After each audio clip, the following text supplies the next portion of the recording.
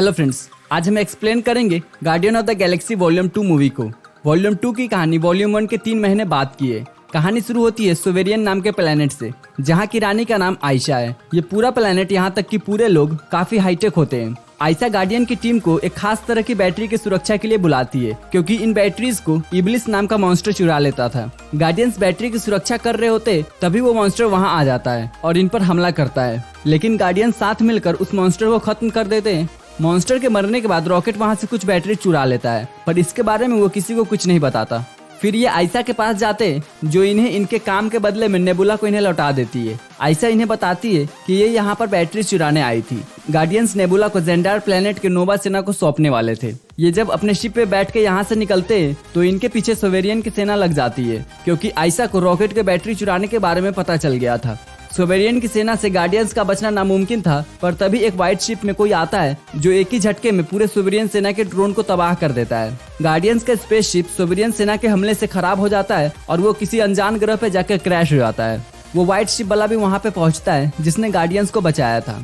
उस शिप में से एक सेलेस्टियल जिसका नाम ईगो है वो बाहर निकलता है। उसके साथ एक एलियन मेंटिस भी बाहर आती है। ईगो पीटर को अपना नाम बताता है और उसे कहता है कि मैं तुम्हारा पिता हूँ। ये सुन के गार्डियंस की पूरी टीम हैरान हो जाती है। रात में ईगो पीटर को बताता है कि मैंने योंडू को तुम्हें लाने के लिए भेजा था, पर उसने तुम्हें मुझसे चुरा लिया। ईगो उसे अपने साथ अपने प्लेनेट पे चलने के लिए भी कहता है, पर पीटर को उसकी बातों पे विश्वास नहीं हो रहा था। लेकिन गमोरा पीटर से कहती है हमें उसके साथ चलना चाहिए।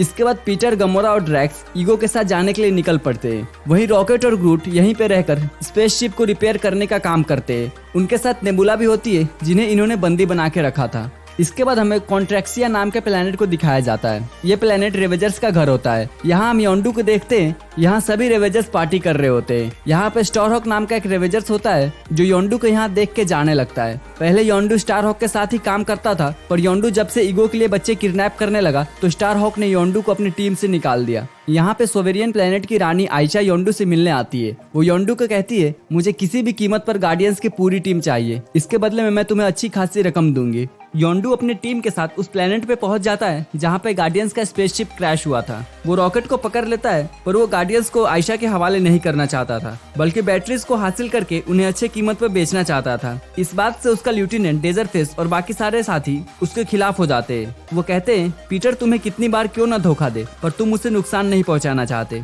वहीं नेबुला ग्रूट को कहती है तुम्हारा दोस्त खतरे में, तुम मेरा हाथ खोल दो, मैं उसे बचा सकती हूँ। ग्रूट नेबुला की बात मान जाता है। अगले ही पल नेबुला योंडू को घायल कर देती है।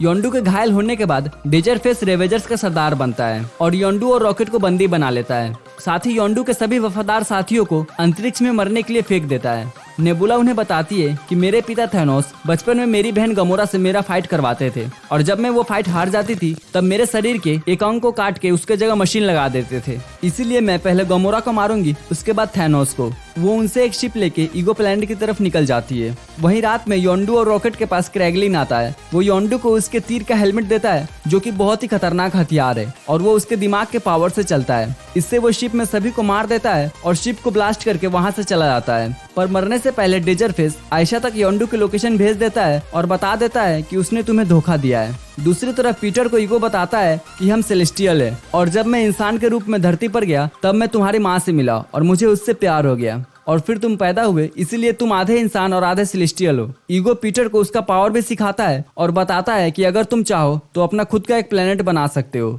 इस प्लेनेट पर नेबुला पहुंच जाती है और अपने स्पेसशिप से गमोरा पर हमला करती है। गमोरा अपनी जान बचाने के लिए एक गुफा के अंदर चली जाती है। नेबुला स्पेसशिप को गुफा के अंदर क्रैश कर देती है। गमोरा उसके शिप से टूटी हुई गन से उस पर हमला कर देती है। नेबुला शिप में फंस जाती है, पर इससे पहले कि शिप ब्लास्ट होता गमोरा उसे बचा लेती है। नेबुला एक बार फिर से उस पर हमला करती है। वो अपने खंजर से गमोरा को मारने वाली होती है, पर वो अंतिम समय में खुद को संभाल लेती है और गमोरा को छोड़ देती है और कहती है मैं जीत गई। तुम्हारे वजह से थैनोस ने मेरे शरीर का एक एक हिस्सा काट दिया और उसके जगह पे मशीन लगा दिया। तुम सिर्फ जीतना चाहती थी, जबकि मैं तुम्हारे अंदर अपनी बहन ढूंढ रही थी। गमोरा को अपने गलती का एहसास होता है और अपने सौतेले बहन नेबुला के गुस्से और नफरत का कारण समझ आता है। इसीलिए अब ये दोनों एक हो जाते हैं। ये दोनों यहाँ पर कंकालों का बहुत बड़ा ढेर देखते हैं। वो समझ जाते हैं कि ये जगह सुरक्षित नहीं है, इन्हें यहाँ से जल्दी निकल जाना चाहिए। ये दोनों ड्रैक्स के पास जाते हैं। यहाँ पे ईगो की साथी मेंटिस भी होती है। वो सभी को बताती है कि वो कंकाल ईगो के बच्चे के हैं, जिन्हें खुद उसने मारा है। दूसरी तरफ पीटर को दिखाया जाता है जहां उसके पिता ईगो से बताते हैं कि करोड़ों सालों में मैंने कई ग्रह बनाए हैं और ब्रह्मांड का विस्तार ही मेरा मकसद है। मैं लाखों प्लेनेट पे गया और वहां मैंने संबंध बनाया। जब मेरे बच्चे होते थे तो योंडू उन्हें चुरा के मेरे लिए लेके आता था, पर किसी के अंदर मेरी शक्तियां नहीं थी, वो मेरे किसी काम के नहीं थे। पर तुम्हारे अंदर मेरी शक्तियां है और अब हम दोनों मिलकर ब्रह्मांड का विस्तार करेंगे। मैंने हजारों ग्रहों पर एक खास पौधा का अंकुश छोड़ा है जिससे हम सभी ग्रहों को अपने हिसाब से बदल देंगे। आगे ईगो पीटर को बताता है कि मुझे तुम्हारी मॉम अच्छे से याद है। मैं जब उससे तीसरी बार मिला तब उसके दिमाग के अंदर ट्यूमर डालते वक्त मेरे हाथ कांपे थे।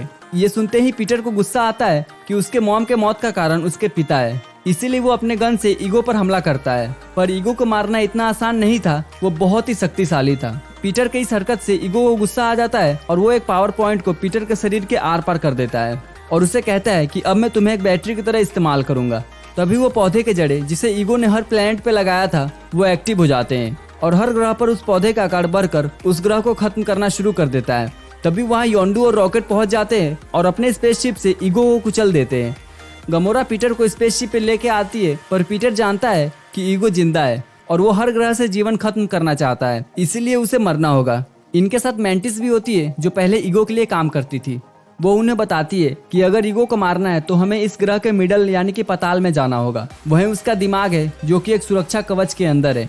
अब योंडू और पीटर स्पेसशिप को स्टार्ट करते हैं। यहाँ योंडू पीटर को बताता है कि उसने उसे ईगो को इसलिए नहीं दिया क्योंकि उसे पता चल गया था कि वो बच्चों को मार देता है। अब ये प्लेनेट के मिडल में पहुंच जाते हैं जहां ईगो का दिमाग सुरक्षा कवच के अंदर होता है। ये उस सुरक्षा कवच को अपने स्पेसशिप के लेजर से नष्ट करने की कोशिश करते हैं, पर तभी वहां पर सोवेरियन सेना के हजारों ड्रोन पहुंच जाते हैं। वो इन पर हमला कर देते हैं जिससे इनके स्पेसशिप का पावर सोर्स खत्म हो जाता है। इसका मतलब अब ये दिमाग के सुरक्षा कवच को नहीं नष्ट कर सकते।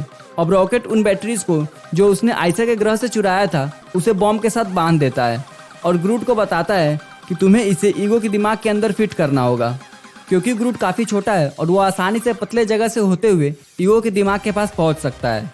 वहीं दूसरी तरफ योंडू नेबुला के शरीर से पावर यूज करके सभी ड्रोन्स को खत्म कर देता है, जिससे आइसा गुस्से से पागल हो जाती है।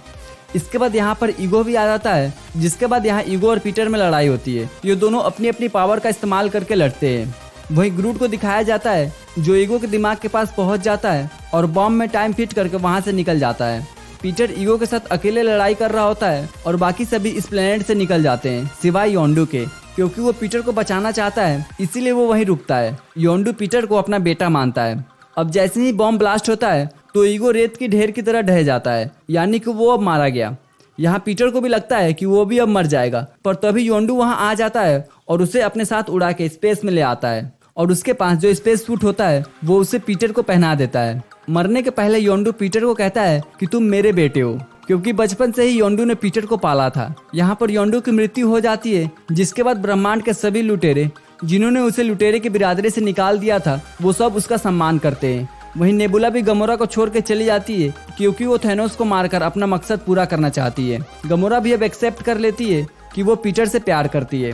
मिड क्रेडिट सीन में हमें दिखाया जाता है कि क्रैगलिंग योंडू के एरो को चलाने की कोशिश करता है।